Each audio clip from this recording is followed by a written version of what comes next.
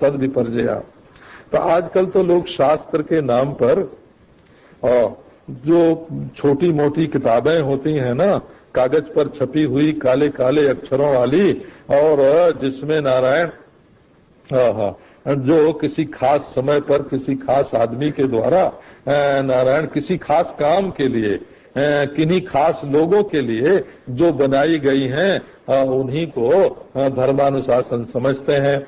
असल में धर्मानुशासन तो है अपौरुषेय ज्ञान, वो ज्ञान जिसको न ईश्वर बनाता है और न जीव बनाता है, बल्कि जिस ज्ञान से जीव और ईश्वर दोनों बनते हैं और दोनों मालूम पड़ते हैं और दोनों रहते हैं, और जो ज्ञान दोनों को मिथ्या करने में भी समर्थ है, वो जो प्रत्यक्ष चैतन्य अभिन्न ज्ञान तत्व है, जिसके निर्माता न जीव न ईश्वर बल्कि जीव ईश्वर दोनों का प्रकाशक, वो जो अद्वय ज्ञान है प्रत्यक्ष चैतन्य से अभिन्न, उस ज्ञान को बोलते हैं अपौरुषेय।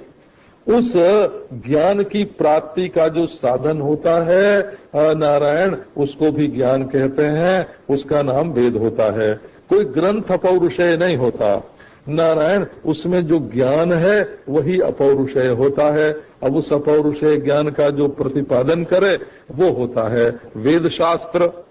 तो उसको नारायण जैसे लांगलम जीवनम, जैसे हल चलाना, हल ही हमारा जीवन है बोलते हैं, तो हल कोई जीवन नहीं है, जीवन का साधन होने से हल में जीवन का आरोप है।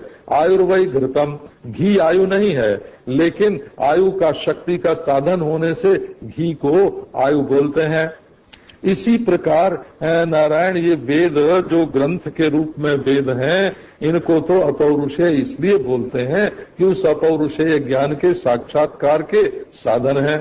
और जो इस अपौरुषेयता को नहीं समझेगा वो अपने आत्मा को भी ब्रह्म रूप नहीं समझ सकता, क्योंकि ज्ञान जो है सदैव अपौरुषेय होता है और आत्मा ज्ञान स्वरूप है, अनिर्मित है।